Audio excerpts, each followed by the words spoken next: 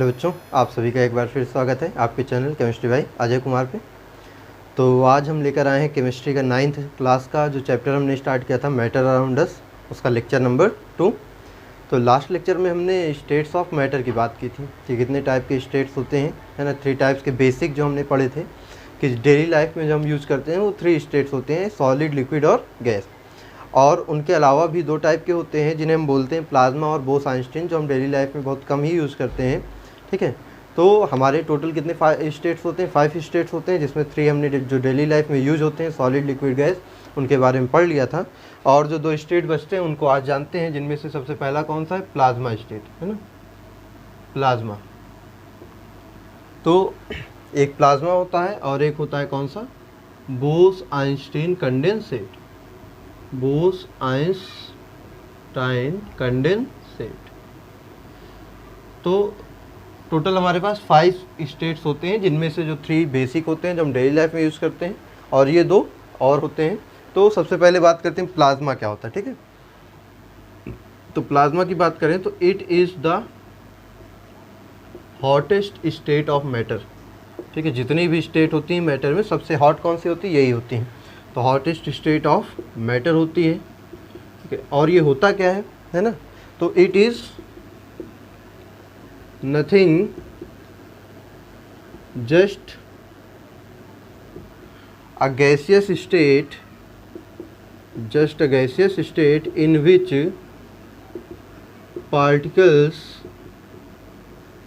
exist as cations, ठीक है। तो प्लाज्मा क्या होती है, प्लाज्मा सबसे हॉटेस्ट स्टेट होती है। और इसमें होता क्या है कि ये कुछ नहीं, ये एक प्रकार क्या है, it is just a gaseous state, just a gaseous state. ये एक टाइप की क्या है, गैसियस स्टेट ही है, जिसमें जो आपके पार्टिकल्स होते हैं वो किस फॉर्म में रहते हैं, कैटायंस के फॉर्म में। किस फॉर्म में रहते हैं, कैटायंस के फॉर्म में। तो प्लाज्मा एक टाइप की गैसियस स्टेट ही होती है, जिसमें जो आपके पार्टिकल्स होंगे वो किस फॉर्म में, कैटायंस के फॉर्म में या पॉजिटिव आयंस के फॉर्म में होते हैं, समझते हैं। अच्छा, ये पाया कहाँ जाता है, तो ये जनरली हैवी बॉडीज़ में, जैसे सन हो गया, है ना, स्टार्स हो गए, इन सब में क्या होता है, मिलता है, ठीक है। तो ऐसा होता क्या है, जैसे सन किससे बना है, हाइड्रोजन से बना हुआ है, समझते हैं इसको। तो हाइड्रोजन क्या होती है, H2। अब क्योंकि सन पे जो टेम्परेचर है वो क्या है, बहुत ज़्यादा है, तो टेम्परेचर ज़्यादा होने के कारण भाई H2 के फॉर्म में जो हाइड्रोजन गैस है इस फॉर्म में एग्जिस्ट नहीं कर सकती है। तो इसके जो बॉन्ड है H और H, भाई इनके भी सिंगल बॉन्ड है, ये बॉन्ड ब्रेक हो जाएगा, ये H कुछ इस फॉर्म में ब्रेक हो जाएगा, और फिर भाई 2 हाइड्रोजन बन गए, ये आपस में अभी भी ये एग्जिस्ट, क्योंकि टेम्परेचर बहुत ज़्यादा हाई होता है, नहीं कर सकता। तो ये अपने इलेक्ट्रॉन को रिलीज करेगा H+, और इलेक्ट्रॉन इस फॉर्म में क्या हो जाएगा, कन्वर्ट हो जाएगा। अब ये जो फॉर्म है, देखिए यहाँ पे क्या हो गया, जो पार्टिकल है वो किस फॉर्म में आ गया, H+, प्लस मतलब कैटायन, प्लस मतलब कैटायन। तो यही स्टेट हमारी क्या होती है, प्लाज्मा स्टेट, जहाँ पे जो पार्टिकल है वो किस फॉर्म में रहता है, कैटायन के फॉर्म में, ठीक है। तो प्लाज्मा एक टाइप की क्या है, गैसियस स्टेट है, जिसमें पार्टिकल्स कैटायन के फॉर्म में एग्जिस्ट करते हैं, और ये हॉटेस्ट स्टेट होती है, और ये हैवी बॉडीज़ जैसे सन, स्टार्स वगैरह में क्या होती, पाई जाती है। अगर हम डेली लाइफ की बात करें, डेली लाइफ में क्या यूज़ होता है इसका, तो जैसे हम लोग नियॉन बल्ब यूज़ करते हैं, या जो फ्लोरेसेंट लाइट्स होती हैं यूज़ करते हैं, है ना, तो उनमें क्या होती है, प्लाज्मा स्टेट पाई जाती है। जैसे नियॉन बल्ब में होता क्या है, नियॉन गैस है, मान लीजिए हमारी क्या है, नियॉन बल्ब है, ठीक है, बल्ब कैसा भी ले लो, ठीक है। तो इसमें नियॉन गैस होती है, तो जब इसमें टेम्परेचर, भाई करंट देंगे, टेम्परेचर इंक्रीज़ होगा, इंक्रीज टेम्परेचर होगा, तो ये जो नियॉन है ये क्या करेगा, आयोनाइज हो जाएगा, प्लस फॉर्म में आयोनाइज हो जाएगा, और आयोनाइज हो जाएगा तो क्या बनेंगे, कैटायंस फॉर्म होंगे, और यही क्या होते हैं, चमक उत्पन्न करते हैं। जो ब्राइटनेस आती है उसमें, जो लाइट निकलती है वो किस कारण, इसी के कारण होता है। तो वहाँ भी क्या पाई जाती है, प्लाज्मा स्टेट ही होती है, ठीक है। तो ये क्या है हमारा प्लाज्मा। अब प्लाज्मा के बाद बात करें, ठीक है, इसको नोट कर लीजिएगा। प्लाज्मा के बाद बात करें किसकी, बोस-आइंस्टीन की। बोस-आइंस्टीन क्या होता है, तो ये जस्ट इसका अपोजिट होता है। It is the coldest state of matter, and the particles which follow, इसको हम शॉर्ट में लिखेंगे Bose Einstein condensate, BEC state, are known as bosons. तो जो बोस आइंस्टीन होती है ये किसी भी मैटर की क्या होती है, सबसे कोल्डेस्ट स्टेट होती है। क्या होती है, सबसे कोल्डेस्ट स्टेट होती है। और जो पार्टिकल्स इस स्टेट को फॉलो करते हैं उन पार्टिकल्स को हम क्या बोलते हैं, बोसॉन्स। उनको क्या बोलते हैं, बोसॉन्स। तो सबसे पहले जो इंडियन साइंटिस्ट थे सत्येंद्र नाथ बोस, उन्होंने मैटर की 5th स्टेट की डिस्कवरी के लिए क्या किया था, कुछ कैलकुलेशंस किए थे। ठीक है, जिन कैलकुलेशंस के बेस पे फिर आइंस्टीन ने क्या किया है, 5th स्टेट की डिस्कवरी की। तो इन्हीं दोनों के नेम पे, ये बोस और ये आइंस्टीन, इन्हीं दोनों के नेम पे इसका नाम क्या रखा गया, बोस आइंस्टीन कंडेंसेट रखा गया। तो ये एक टाइप की क्या है, कोल्डेस्ट स्टेट ऑफ मैटर होती है। जो पार्टिकल्स फॉलो करते हैं उन पार्टिकल्स को हम क्या बोलते हैं, बोसॉन्स कहते हैं। ठीक है, नोट करिए इसको। तो फिर हम देखते हैं इंटर कन्वर्जन ऑफ स्टेट्स को एक दूसरे में कैसे इंटर कन्वर्ट करते हैं। चलिए अब देखते हैं हम इंटर कन्वर्जन ऑफ स्टेट्स। ठीक है,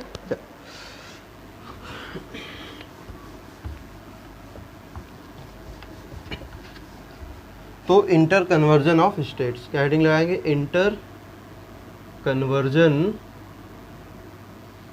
ऑफ स्टेट्स। एक स्टेट को दूसरे स्टेट में कैसे कन्वर्ट करते हैं, उन प्रोसेसेस का नाम क्या होता है ना, उसी सब के बारे में हमें जानना है। तो किसी भी मैटर की जो स्टेट होती है, अगर हम जनरल वे में बात करें तो किस चीज़ पे डिपेंड करेगी, टेम्परेचर पे और प्रेशर पे। किसी भी मैटर की जो स्टेट होगी वो जनरली 2 चीज़ों पर, टेम्परेचर और प्रेशर, कि किस टेम्परेचर पे है, किस प्रेशर पे, इन्हीं चीज़ों पे, भाई वो लिक्विड में है, सॉलिड में है, गैस में है, किस चीज़ पे डिपेंड करेगी, टेम्परेचर और प्रेशर पे। तो हम कैसे इंटर कन्वर्ट कर सकते हैं, या तो हम कर सकते हैं बाई इंक्रीजिंग टेम्परेचर, पहला ऑप्शन तो है, टेम्परेचर को टी से लिखेंगे।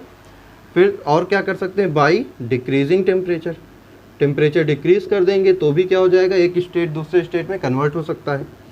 और क्या किया जा सकता है, भाई प्रेशर पे भी डिपेंड कर रही है, तो बाई इंक्रीजिंग प्रेशर, और बाई फोर्थ क्या होगा, by decreasing pressure, by decreasing pressure. तो इस बेस पे हम क्या कर सकते हैं, मैटर को इंटर कन्वर्ट कर सकते हैं। जैसे समझें, जैसे हमारा सॉलिड है, तो अगर सॉलिड का टेम्परेचर इंक्रीज़ करोगे तो जो टेम्परेचर इंक्रीज़ करने पे क्या होता है, जो पार्टिकल्स एक दूसरे से बंधे हुए हैं उनके जो फोर्स ऑफ अट्रैक्शन होगा, हीट करने पे मॉलिक्यूल्स की काइनेटिक एनर्जी क्या हो जाएगी, बढ़ जाएगी।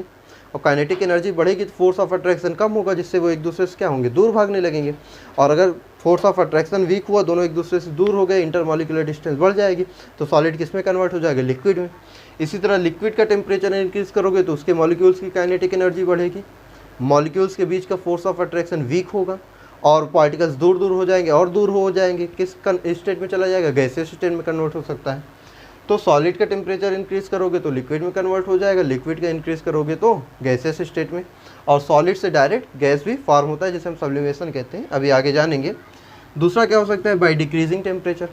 जैसे मान लो कोई गैस लिया, उसका टेम्परेचर डिक्रीज़ कर दोगे, टेम्परेचर डिक्रीज़ करने पे क्या होगा, मॉलिक्यूल्स की काइनेटिक एनर्जी डिक्रीज़ होगी, वो एक दूसरे के पास आएंगे और क्या उनमें जो इंटरमॉलिक्यूलर डिस्टेंस है कम हो जाएगी, फोर्स ऑफ अट्रैक्शन ज़्यादा हो जाएगा, तो गैस किस में कन्वर्ट हो जाएगी, लिक्विड में। फिर लिक्विड का टेम्परेचर और क्या कर दो, डिक्रीज़ कर दो, तो फिर से काइनेटिक एनर्जी मॉलिक्यूल्स की क्या हो गई, कम हो गई, फोर्स ऑफ अट्रैक्शन बढ़ जाएगा, तो लिक्विड किस में कन्वर्ट हो सकता है, सॉलिड में कन्वर्ट हो जाएगा। तो by decreasing temperature gas can be change into liquid और liquid can be change into solid.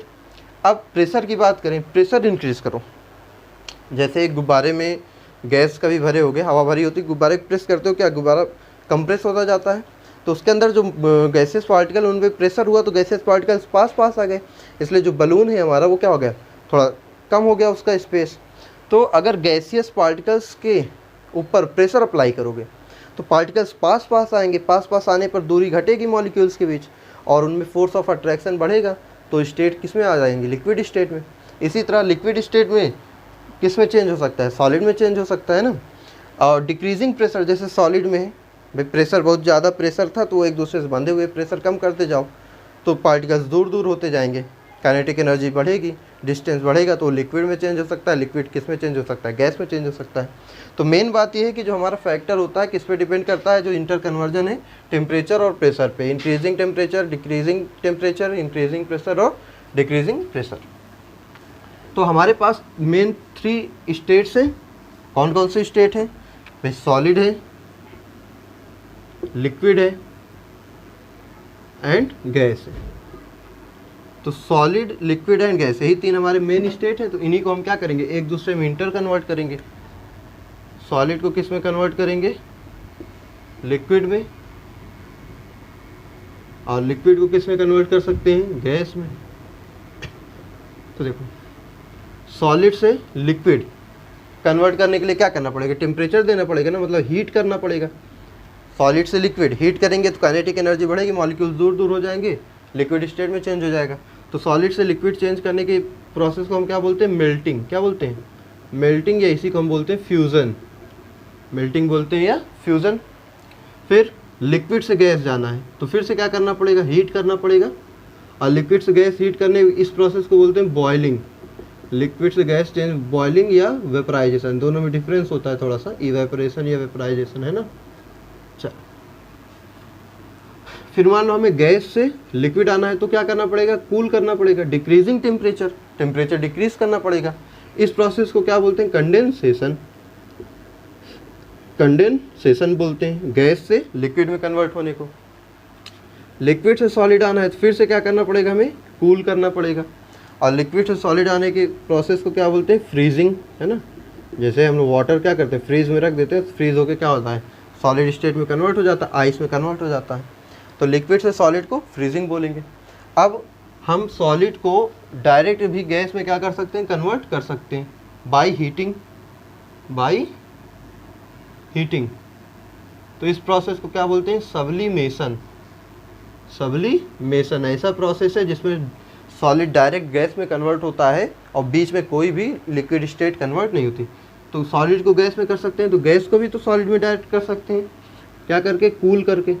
इस प्रोसेस को क्या बोलते हैं? इस प्रोसेस को भी सब्लिमेशन ही कहते हैं। इस प्रोसेस को भी क्या कहते हैं? सब्लिमेशन ही बोलते हैं, ठीक है। तो ये क्या है? इंटर कन्वर्जन ऑफ स्टेट्स का एक छोटा सा ग्राफ है, इसको बना लीजिए, फिर एक एक को डिफाइन करते हैं, ठीक है। चलिए, तो सबसे पहले हम बात करेंगे मेल्टिंग की, है ना। सबसे पहले किसकी बात करते हैं? मेल्टिंग। चलिए देखते हैं मेल्टिंग क्या होता है। मेल्टिंग, ठीक है। तो मेल्टिंग क्या होगा? द प्रोसेस, ऐसा प्रोसेस जिसमें कोई सॉलिड लिक्विड स्टेट में कन्वर्ट हो जाता है। जिसमें कोई सॉलिड लिक्विड स्टेट में क्या होता है? कन्वर्ट हो जाता है, वही क्या होता है? मेल्टिंग। तो the process in which solid state of any substance converted into liquid state is known as melting। ऐसा प्रोसेस जिसमें किसी सब्सटेंस का जो सॉलिड स्टेट होता है वो किस में कन्वर्ट हो जाता है? लिक्विड स्टेट में कन्वर्ट हो जाती है। जिसमें सॉलिड स्टेट किस में कन्वर्ट हो जाती है? Liquid, solid state converted into liquid state is known as melting, ठीक है। तो अब ये प्रोसेस जो है, जैसे आइस को वाटर में कन्वर्ट करना, तो आइस वाटर में कन्वर्ट होता है तो किसी एक डेफिनेट टेम्परेचर पे होता होगा भाई। कोई तो टेम्परेचर होगा जिस टेम्परेचर पे भाई हम इंक्रीज़ कर रहे हैं टेम्परेचर, तो एक कोई फिक्स टेम्परेचर होगा। तो उस टेम्परेचर को हम क्या बोलेंगे? Melting point. जिस टेम्परेचर पे ये प्रोसेस होता है उसको हम क्या बोलते हैं? मेल्टिंग पॉइंट, है ना। तो मेल्टिंग पॉइंट क्या होता है कि the definite temperature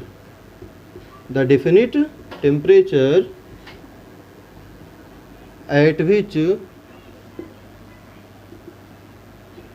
solid state of any substance starts changing into liquid state starts changing into liquid state is known as melting point। ठीक है, ऐसा डिफिनिट टेम्परेचर जिस पे किसी सब्सटेंस की जो सॉलिड स्टेट होती है, जिस पे किसी सब्सटेंस की सॉलिड स्टेट होती है, वो क्या करती है, चेंज होना स्टार्ट कर देती है किसमें, लिक्विड स्टेट में। ठीक है, तो ऐसा पॉइंट या ऐसा डिफिनिट टेम्परेचर जिस पे किसी सब्सटेंस का जो क्या होता है, सॉलिड स्टेट होता है, वो लिक्विड स्टेट में कन्वर्ट होने लगता है, उसको हम क्या बोलते हैं, उसको बोलते हैं मेल्टिंग पॉइंट। ठीक है, तो melting point is a definite temperature at which solid state of any substance starts converting into liquid state. ठीक, चल अब मेल्टिंग के बाद हम बात करेंगे किसकी, इसको स्क्रीनशॉट ले लीजिए जल्दी से। मेल्टिंग के बाद बात करेंगे बॉइलिंग की। What is boiling? तो बॉइलिंग की बात करें, बॉइलिंग क्या होता है, तो ऐसा प्रोसेस जिसमें किसी सब्सटेंस की जो लिक्विड स्टेट है वो किस में कन्वर्ट होने लगे, गैसियस स्टेट में। जब कोई सब्सटेंस जो लिक्विड स्टेट में हो वो किस में चेंज हो जाता है, गैसियस स्टेट में, तो उस प्रोसेस को हम क्या बोलते हैं, बॉइलिंग बोलते हैं। तो क्या बोलेंगे, द प्रोसेस इन विच, ठीक है, liquid state of any substance changed into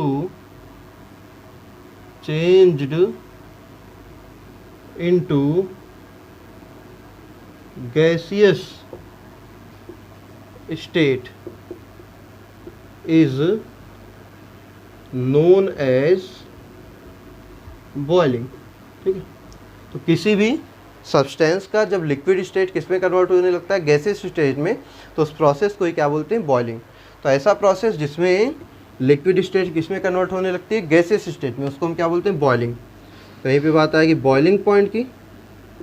तो बॉइलिंग पॉइंट हम क्या बोलेंगे कि द डिफिनिट टेम्परेचर एट विच क्या हो जाएगा, liquid state of any substance starts changing into gaseous state is known as boiling point। तो एक ऐसा डिफिनिट टेम्परेचर जिस पर किसी सब्सटेंस की जो लिक्विड स्टेट होती है वो गैसियस स्टेट में कन्वर्ट होने लगती है, उसको हम क्या बोलते हैं, वो सब्सटेंस का बॉइलिंग पॉइंट। जैसे वाटर का बॉइलिंग पॉइंट कितना होता है, 100 डिग्री सेल्सियस। जैसे 100 डिग्री सेल्सियस पहुंचता है, जो वाटर होता है वो क्या होने लगता है, बॉयल होने लगता है, मतलब वेपर में कन्वर्ट होने लगता है, वेपर में क्या होने लगता है, चेंज होने लगता है। तो 100 degree Celsius is the boiling point of water, because at 100 degree Celsius water starts converting into gaseous state और वेपर। ठीक है, चलो, तो ये हो गया बॉइलिंग। बॉइलिंग के बाद हम बात करेंगे किसकी, बॉइलिंग के बाद हम बात करते हैं कंडेंसेशन की, है ना।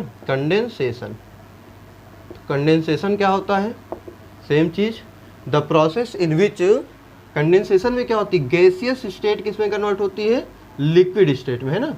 तो the process in which gaseous state of any substance changed into किस में, लिक्विड स्टेट में, चेंज्ड इनटू लिक्विड स्टेट, है ना।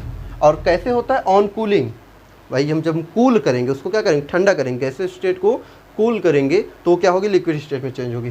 तो the process in which gaseous state of any substance change into liquid state on cooling, यहाँ आप add कर लीजिएगा, स्टेट ऑन कूलिंग, ठंडा करने पर चेंज होती है ना, is known as condensation,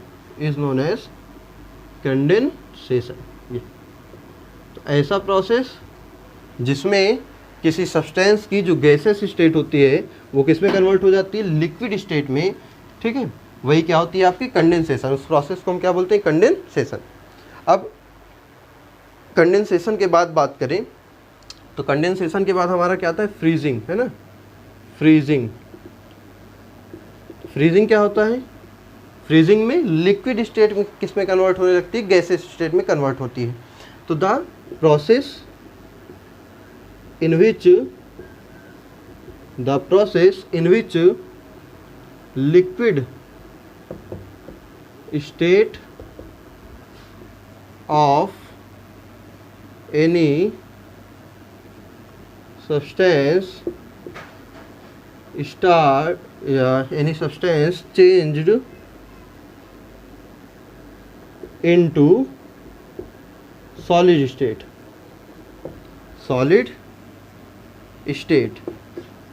is known as freezing ऐसा प्रोसेस जिसमें किसी सब्सटेंस की जो लिक्विड स्टेट होती है वो किस में कन्वर्ट होने लगती है, सॉलिड स्टेट में। किस में कन्वर्ट होने लगती है, सॉलिड स्टेट में। उसी को हम क्या बोलते हैं, फ्रीजिंग बोलते हैं। और दैट मिनिमम टेम्परेचर और that definite temperature, freezing point भी होगा। यहीं पे आप अपने से लिख लेंगे, कौन सा point, freezing point. Freezing point की डिफिनीशन बोल रहे हैं, आप अपने से लिख लीजिएगा। फ्रीजिंग पॉइंट क्या हो जाएगा कि द मिनिमम और the definite temperature at which liquid state of any substance starts converting into solid state is known as freezing point of that substance. ऐसा टेम्परेचर जिस पे किसी सब्सटेंस का जो लिक्विड स्टेट होता है वो किस में कन्वर्ट होने लगता है, सॉलिड स्टेट में कन्वर्ट होने लगता है, उस टेम्परेचर को हम क्या बोलेंगे, उसको बोलेंगे फ्रीजिंग पॉइंट। उस टेम्परेचर को क्या बोलेंगे, फ्रीजिंग पॉइंट, और उस प्रोसेस को फ्रीजिंग बोलते हैं। ठीक, चलिए, तो ये आपका हो गया फ्रीजिंग, कंडेंसेशन। अब कौन सा आएगा जहाँ पे हम क्या करते हैं, सॉलिड को डायरेक्ट गैस में या फिर गैस को डायरेक्ट सॉलिड में कन्वर्ट करते हैं। चलिए, तो उस प्रोसेस का नाम क्या है, सब्लिमेशन, है ना। चलिए, उसको भी देखते हैं। फ्रीजिंग पॉइंट अपने से डेफिनेशन नोट कर लीजिएगा।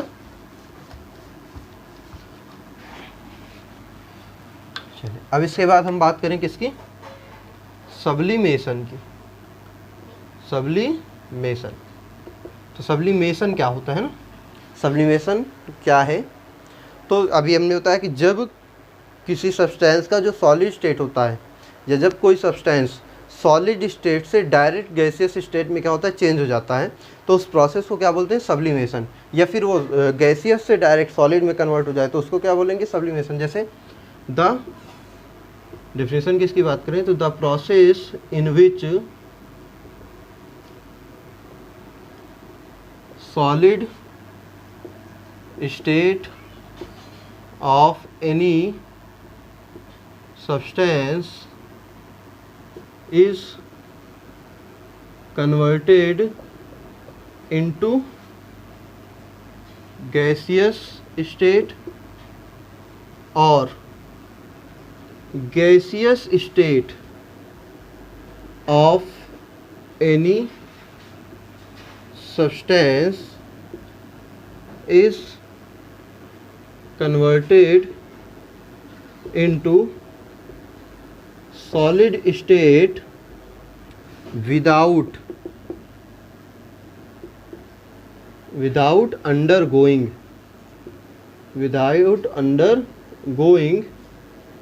liquid state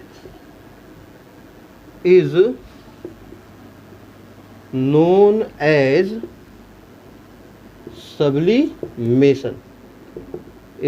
sublimation। तो ऐसा प्रोसेस जिसमें सॉलिड स्टेट गैसेस स्टेट में या फिर गैसेस स्टेट सॉलिड स्टेट में कन्वर्ट होती है विदाउट अंडरगोइंग लिक्विड स्टेट। मतलब सॉलिड से गैसियस स्टेट में बदलते समय वो लिक्विड स्टेट में चेंज नहीं होता, सॉलिड से डायरेक्ट किस में चला जाता है, गैसेस। जैसे आपने सभी ने कपूर जलाया होगा, कैम्फर जिसको बोलते हैं, तो कपूर को जब जलाते हैं तो डायरेक्ट क्या होता है, वेपर बन के उड़ जाता है, लिक्विड स्टेट तो फॉर्म नहीं होती ना। तो यही क्या होता है, सब्लिमेशन। इसी प्रोसेस क्या बोलते हैं, सब्लिमेशन।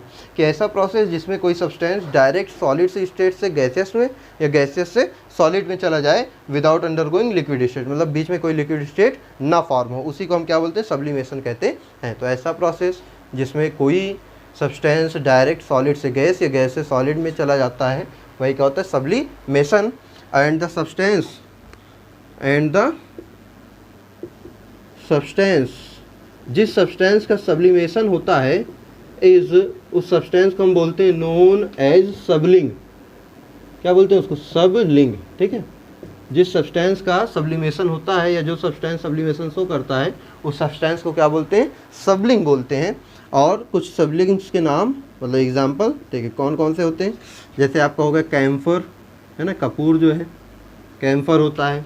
इसके बाद कैम्फर की बात करें हम, अमोनियम क्लोराइड होता है, जिसका डायरेक्ट गैस से सॉलिड या सॉलिड से गैस में कन्वर्ट होता है। और बात करें नेफ्थलीन है हमारा, नेफ्थलीन है ना, नेफ्थलीन बॉल्स जो है वो भी क्या होती हैं, डायरेक्ट सॉलिड से लिक्विड में कन्वर्ट हो जाती हैं। और बात करें जो हमारा ड्राई आइस है, ड्राई आइस किसको बोलते हैं, सॉलिड कार्बन डाइऑक्साइड। जब कार्बन डाइऑक्साइड को हाई प्रेशर पे क्या किया जाता है, स्टोर किया जाता है, तो सॉलिड फॉर्म में कन्वर्ट होता है, और सॉलिड कार्बन डाइऑक्साइड को हम बोलते हैं ड्राई आइस। अब ड्राई आइस बोलने का रीज़न क्या है, क्योंकि जो सॉलिड कार्बन डाइऑक्साइड है ये डायरेक्टली क्या हो जाती है, सॉलिड से लिक्विड में कन्वर्ट होती है, बीच में कोई सॉलिड से गैस में कन्वर्ट होती है, कोई लिक्विड स्टेट फॉर्म नहीं होता है, इसका डायरेक्ट सब्लिमेशन होता है, इस वजह से इसे हम क्या बोलते हैं, ड्राई आइस। तो अगर क्वेश्चन हो कि what is dry ice and why solid carbon dioxide is known as dry ice, because it directly converts into gaseous state from solid state. There is no liquid state in between the conversion from solid to gaseous. Solid से gas convert होने में कोई भी liquid state form नहीं होता है, इसका direct sublimation होता है, इस वजह से इसको हम क्या बोलते हैं, सॉलिड कार्बन डाइऑक्साइड कहते, सॉरी ड्राई आइस कहते हैं। तो ये क्या है, आपके कुछ एग्जांपल्स हैं किसके, सब्लिंग्स के।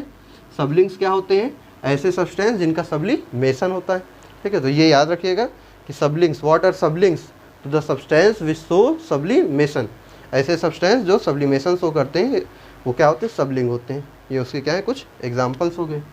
चलिए अब इसको नोट कर लिए, तो फिर हम बात करते हैं कुछ टाइप्स ऑफ हीट की, है ना। तो ये तो हो गया इंटर कन्वर्जन हमारा। अब इसके बाद जो हमें पढ़ना है वो हीट। तो हीट जो है वो हमारे पास दो टाइप की होगी, एक होगी लेटेंट हीट और एक होगी स्पेसिफिक हीट। तो हमें लेटेंट हीट और स्पेसिफिक हीट दोनों को जानना है। तो सबसे पहले हम क्या जानेंगे, लेटेंट हीट के बारे में। व्हाट इज़ लेटेंट हीट, ठीक है। सबसे पहले बात करते हैं लेटेंट हीट क्या होती है। तो लेटेंट हीट क्या है पहले समझते हैं, कि ऐसी हीट जो unit mass of any substance, जो किसी सब्सटेंस के यूनिट मास का, जो किसी सब्सटेंस के यूनिट मास को एक स्टेट से दूसरे स्टेट में कन्वर्ट कर दे विदाउट चेंजिंग इट्स टेम्परेचर। मतलब कि एक हमारे पास सब्सटेंस है, मतलब ये है आइस, ये क्या है, मान लो आइस रखा है इसमें, ठीक है, आइस रखा है।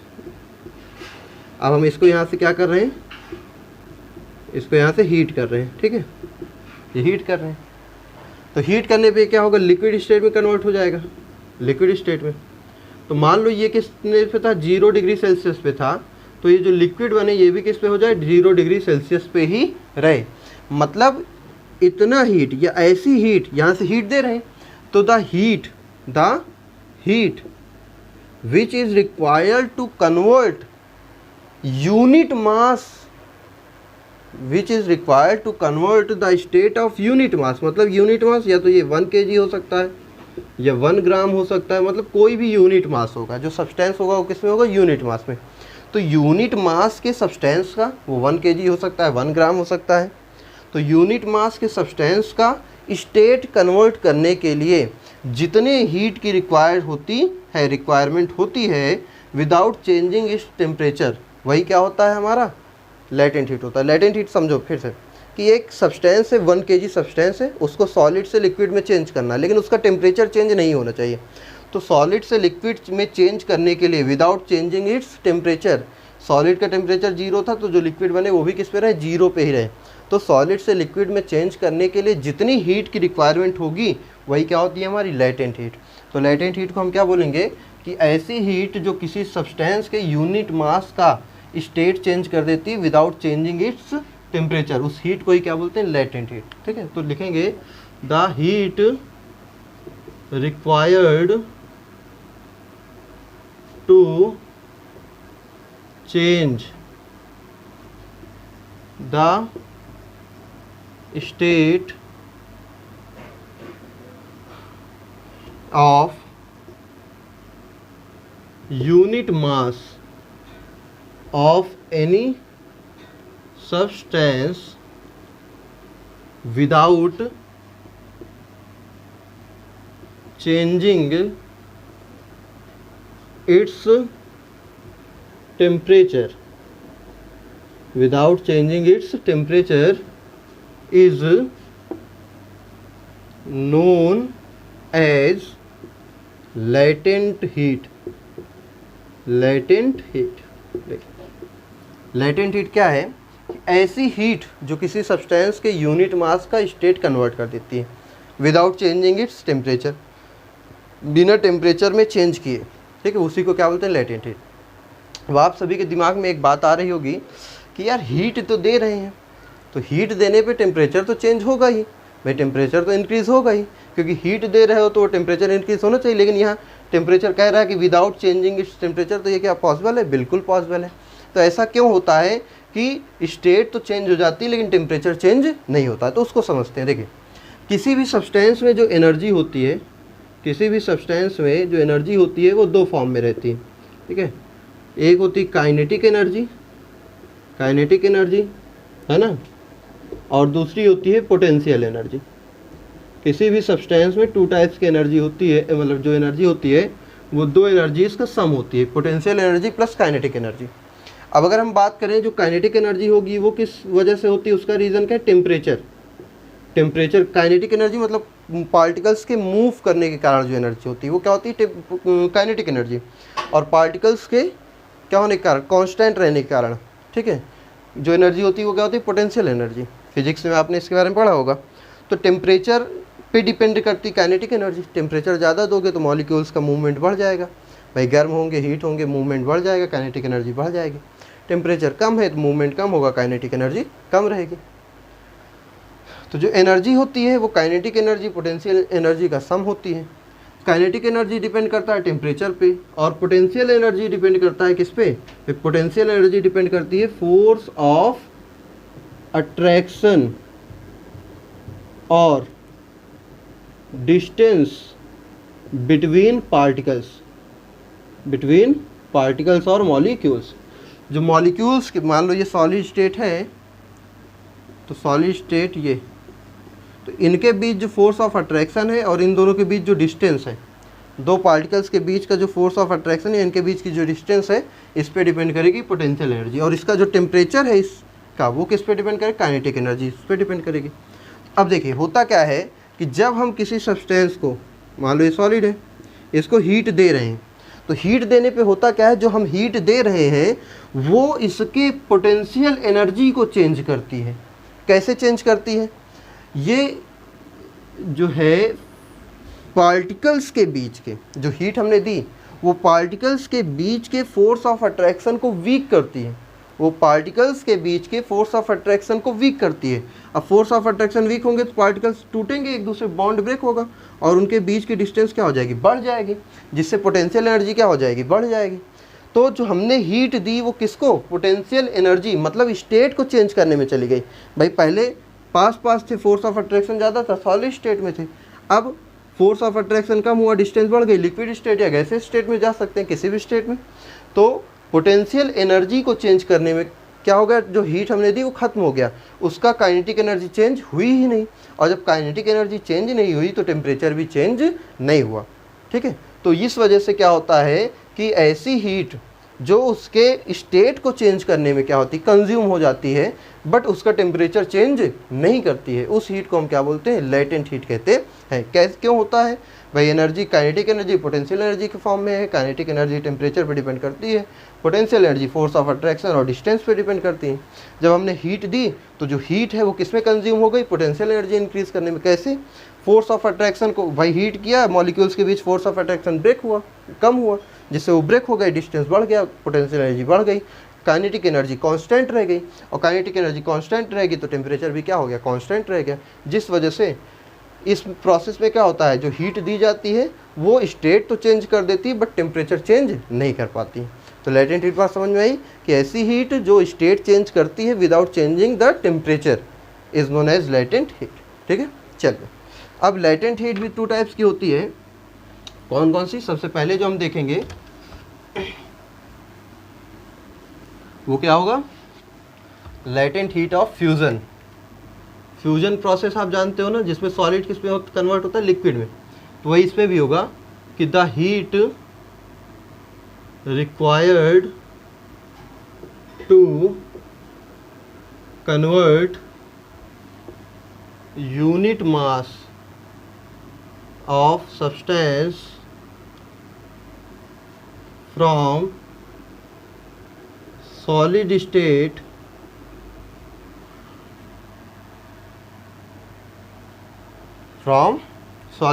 To liquid state.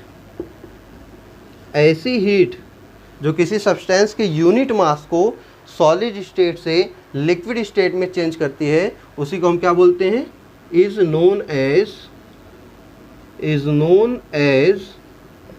लेटेंट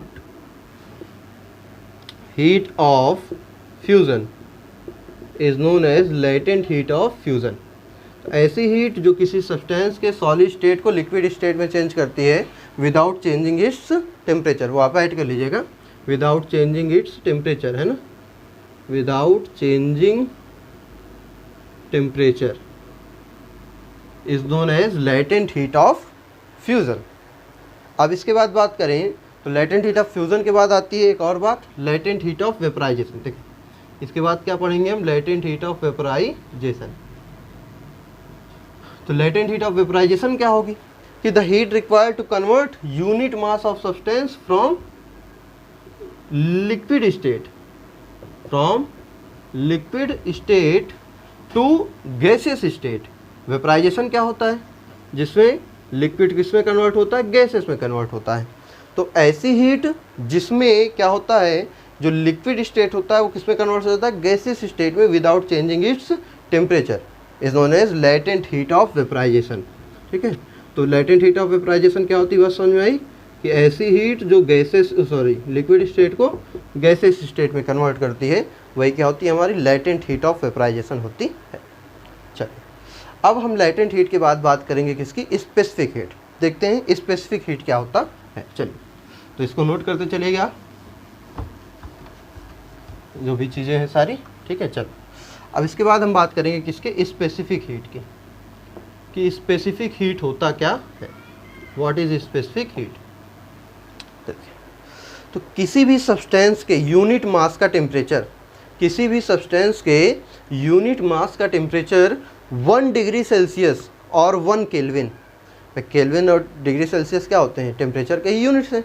तो किसी भी सब्सटेंस का जो टेम्परेचर है वो 1 डिग्री सेल्सियस इंक्रीज कर दिया जाए, जैसे 25 है तो 26 हो जाए, 200 है तो 201 हो जाए, 40 है तो 41 हो जाए। तो किसी भी सब्सटेंस का टेम्परेचर यूनिट मास, लेकिन कितना होना है, यूनिट मास, मतलब 1 kg का टेम्परेचर 1 डिग्री सेल्सियस या 1 ग्राम का temperature 1 degree Celsius, unit mass के लिए होना चाहिए। तो किसी भी सब्सटेंस के यूनिट मास का टेम्परेचर 1 डिग्री सेल्सियस और 1 केल्विन इंक्रीज करने के लिए जितनी हीट की रिक्वायरमेंट होती है उसी को हम बोलते हैं स्पेसिफिक हीट। अच्छा, इसकी कंडीशन क्या है कि इसमें स्टेट चेंज नहीं होनी चाहिए, मतलब 1 डिग्री सेल्सियस इंक्रीज तो कर रहे हैं लेकिन वो सॉलिड में था तो सॉलिड स्टेट में ही रहे, लिक्विड में था तो लिक्विड स्टेट में ही रहे, गैस में था तो गैसेस स्टेट में रहे। उसमें क्या कंडीशन थी, टेम्परेचर चेंज नहीं होना चाहिए। इसमें क्या कंडीशन है, टेम्परेचर तो चेंज हो रहा लेकिन स्टेट चेंज नहीं होना चाहिए। तो क्या होती है स्पेसिफिक हीट, कि the heat required to convert the temperature by 1 degree Celsius or 1 Kelvin of unit mass of any substance without changing its state। तो किसी भी सब्सटेंस के यूनिट मास का टेम्परेचर 1 डिग्री सेल्सियस इंक्रीज करने के लिए जितनी हीट की रिक्वायरमेंट होती है विदाउट चेंजिंग इट्स स्टेट, मतलब सब्सटेंस का स्टेट चेंज, टेम्परेचर तो चेंज हो जाए लेकिन स्टेट चेंज ना हो, उसी को हम क्या बोलते हैं, is known as specific heat, is known as specific heat. ठीक है, तो ऐसी हीट जो किसी सब्सटेंस के यूनिट मास का टेम्परेचर 1 डिग्री सेल्सियस इंक्रीज करने के लिए without changing it's state required होती है उसी को क्या बोलते हैं, स्पेसिफिक हीट कहते हैं। ठीक, चल तो ये हमारे आज का टॉपिक क्या होता है, यहीं पे ख़त्म होता है। हमने आज बात की इंटर कन्वर्जन ऑफ यूनिट्स की, और बात की जितने टाइप्स ऑफ हीट हो सकती हैं वो उनकी।